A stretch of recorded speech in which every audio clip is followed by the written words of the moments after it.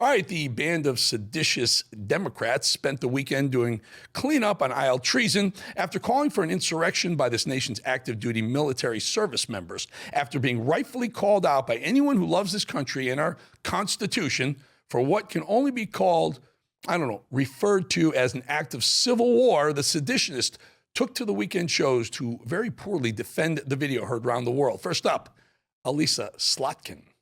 It does imply that the president is having illegal orders, which you have not seen. I think for us, it was just a statement widely, right? We say very quickly and to all the folks who come to us, this is the process. Go to your JAG officer, ask them for explanation, for top cover, for their view on things.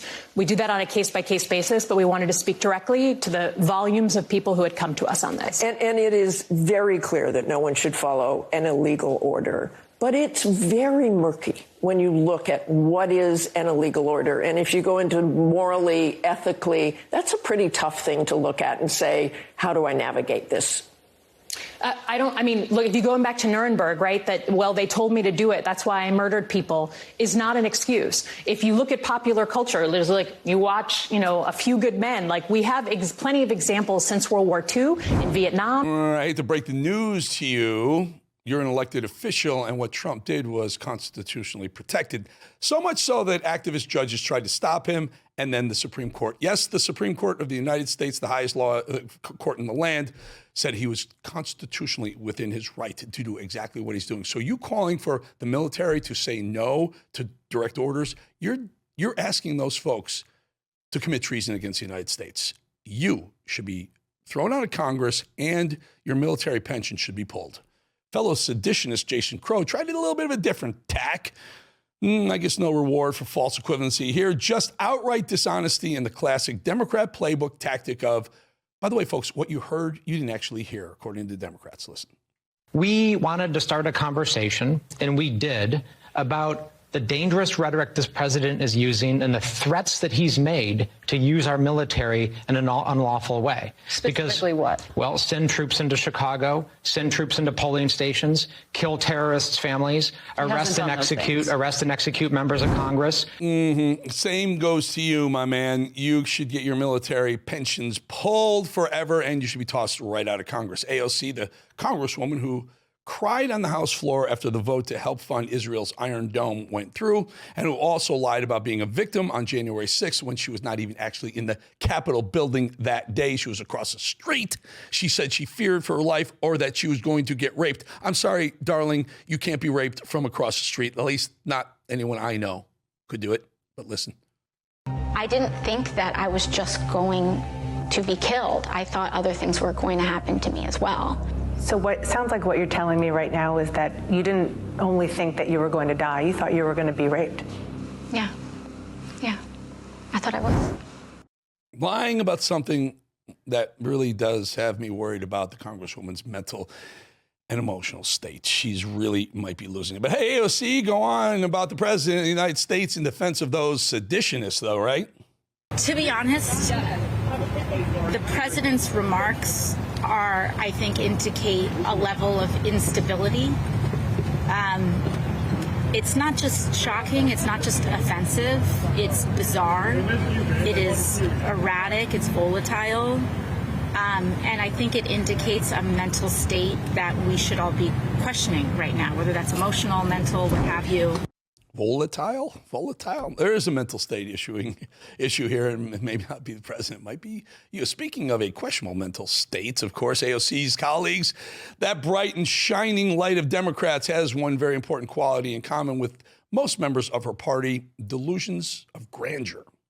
We will make a final decision by Thanksgiving on whether or not we're going to ultimately move forward. What did the polling information that you got back show? I mean, is it a calculation of whether or not you're going to be facing Cornyn, who might have more appeal to moderates in your state, centrists in your state, as opposed to a more MAGA candidate who potentially defeats Cornyn in the primary that you might, or any Democrat might, have a better chance against? I'll tell you this, that head-to-head, we are doing really well against Paxton. I will say that. I will also tell you that we are actually within the margin of error as it relates to John Cornyn. So to be perfectly honest, The only reason that I'm continuing to consider whether or not I do this is because my polling says I can win. Senator Jazzy Jasmine Crockett from Texas. What do you think of that, folks? Texas, you better step up. You better step up and vote. And it better not be that lunatic. The Communist News Network, also known as CNN, as an extension of the Democrat Party, of course, and the pundits they have on so often are really doing everything they can to clean up the image of the known socialist Zohran Mamdani. They think the internet doesn't exist, I guess, but here's a lying defense. Here's another one of their many lying defenses of this lunatic socialist that's going to run New York. Zohran Mamdani's principles are fundamentally hostile to the founding Which principles. ones? His idea that we should confiscate property. John Locke, the founders, they were very clear that property rights Has he ever talked to founding. He's never said anything about confiscation. He said he wants to take luxury moderated two debates condos. that have interviewed him half a dozen times. Then you would know that he said that. There's no confiscation. Hey, Then you would know that he said that he said Can I just say, luxury condos this is to a be perfect, taken if they're not in use? This is a perfect example. The MAGA media ecosystem has made Zohran seem like this extreme jihadist. And listen, some of his ideas the legislation he supports in the council will force. No, that wasn't MAGA, dude. Whoever you are, some weird liberal white dude. That wasn't the MAGA group that made him look like an extreme communist. He did it himself. Look at his history. Look at his social media history. He's rapping about getting rid of Jews. It's incredible. The guy is a lunatic. He's going to take the country's most important city down. When I say most important, I mean the biggest city in America and probably the biggest financial center on the planet. Well, so here's the lying defense of Mamdani. If there was any system that could guarantee each person housing, whether you call it the abolition of private property or you call it, just a statewide housing guarantee, it is preferable to what is going on right now. Oh, I got it. So for the free market, you own your own property. That's not good. The state has to own everything. Really? Because that was Mamdani, in his own words, preaching socialism. And by the way, once he becomes mayor and socialism is his thing, the next step, communism. Marxism, then communism, or the other way around. Just for good measure, a post from 2020 where Mamdani calls to seize these properties right there. Again, take from the people who make and create and risk and give to those who just want a free handout. That is the definition of socialism, if not communism. And we've said it before, over 100 million people in the world have died at the hands of communist policies. They starved to death. That's what happens. So now that he's running for California governor, yep, he is, Eric Swalwell, the guy who likes Chinese spies, Fang, remember her? Well, Swalwell wants to seal the deal as a Democrat who tries to steal elections by going above and beyond their usual ways of doing so, by eliminating the need to show federal ID to vote and letting illegals vote. Wait until you hear this brilliant suggestion. I want us to be able to vote by phone. I think every Californian vote by phone. Vote by phone. Yeah, if we can do our taxes, do our make our healthcare appointments, make essentially do your banking online, you should be able to vote by phone. Make it safe, make it secure, but it's actually already happening all over the United States. I want us to be a blue state that doesn't do just a little bit better than like Georgia or Alabama when it comes to like voting access. I want us to max out democracy. I want us to be a blue state that does the stealing the votes just a little bit better than Georgia did. It's unbelievable. And by the way, guys, I got news for you. He's likely going to win. I mean, that Katie Porter woman is going to get tossed. He's probably going to be the next governor of California. Well, he threw his hat in at the right time. Boy, it's going to go from bad to worse in that country, that communist country of California. All K's.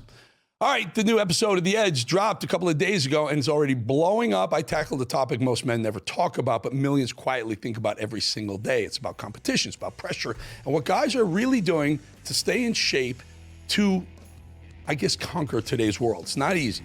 If you haven't seen this, you got to check it out on The Edge. It's on YouTube. Trust me, this one is different. Just hit your phone, put your camera right to that QR code. It'll subscribe you by pressing the yellow button. Again, never a charge, no marketing material. This show is growing 150 times faster than YouTube shows, normal new YouTube shows. People are coming out in droves. It's becoming a platform. It's going to be big. This content is hot. It's fun. It's awesome. I'm telling you right now, it's not political, so there's not going to be a lot of back and forth with the politics, but it's everything else guys need to do to succeed.